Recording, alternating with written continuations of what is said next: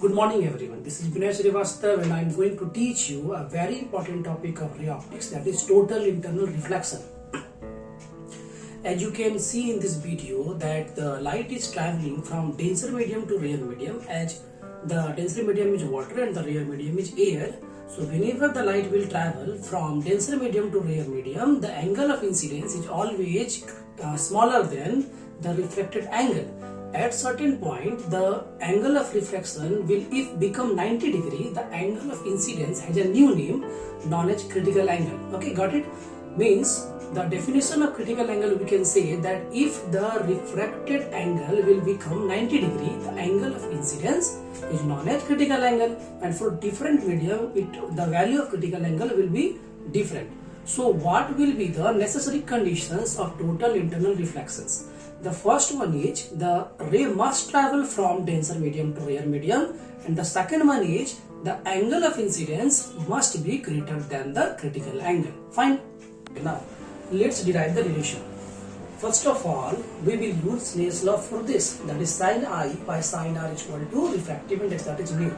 Okay, as I said you that when angle of r is equal to 90 degree, then angle of I is taken as critical angle, that is IC. So sin I by sin r will be equal to refractive index.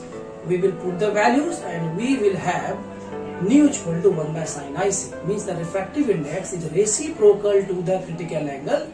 This is the relation we have obtained here. Fine. Demonstration for TIR. You can see the TIR by doing a simple activity. Take a plastic container, fill partially with clear water. Stir it a few times using a piece of soap so that the water is a little turbid. What we actually do, we just increase the density of the water. Fine.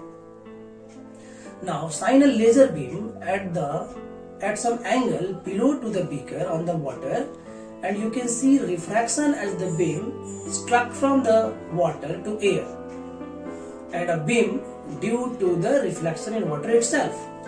The laser beam to increase the angle of incidence gradually until a certain stage as the beam gets refracted at the water-air interface.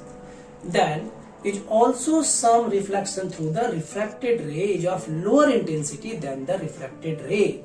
As a particular instance, refraction stops completely and it is all reflection. If you increase the angle of incidence, the reflected angle also increases correspondingly.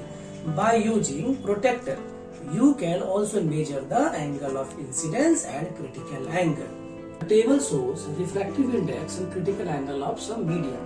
The critical angle for diamond is smallest because it has largest density.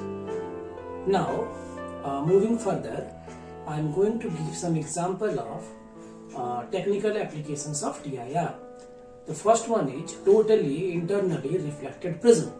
It is a special type of prism which has angle of 90 degree, 45 degree and 45 degree, and of critical angle is approximately equal to 42 degree. And the angle of incidence, you can see in the diagram, is always 45 degree. So the angle of incidence is larger than the critical angle. So all the time the ray is totally internally reflected back. Okay, the prisms are used and designed as that they bend light by 90 degree or by 180 degree. Prisms are used in devices such as periscopes fitted in deep sea navigation vehicles, so that the people in those vehicles can see things located on the water surfaces. Now it's mirage. You may have view a road, part of which looks like having some water on the surface of the road, or coal tar road or deserts also, but they may not have any water on the surface, which create an optical illusion called as mirage. On hot summer day, the layers of air near the ground are hottest compared to the layer above to the ground. This is because the ground is so hot, so the density of air at the ground, near the ground, is smaller than the density of the upper airs. Now if some visitors will come to see any object like a tree, let us consider, then the ray bends away from the normal as it goes down from rare medium to denser medium, and after some time it reflected back to the same visitor and it creates an image downward which gives you. Now we will talk about the brilliancy of diamond. As I have already told you that the diamond has highest refractive index, so lowest critical angle, it's approximately 24.41 degree. So whenever some lights fall inside the diamond, it completely internally reflected back and the light stuck inside the diamond. This gives the brilliancy of the diamond. Okay. Optical fiber. The principle of optical fiber is also based on total internal reflection. These are the fabricated with the help of very high quality glass or quartz fiber. Each fiber consists of a core of having high refractive index. It's approximately equal to 1.52 and it is covered with a core of having low refractive index is approximately equal to 1.48, and therefore there is always a difference between the optical density of the optical fiber.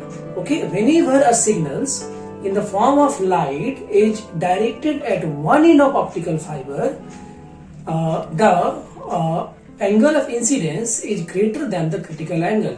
All the time it performs multiple total internal reflection inside it and undergoes TIR. Okay, and finally the ray or the light will comes out from the other end of the optical fiber. Okay, it is also used to transmit high frequency data signals, used in hospitals, used in endoscopy, etc.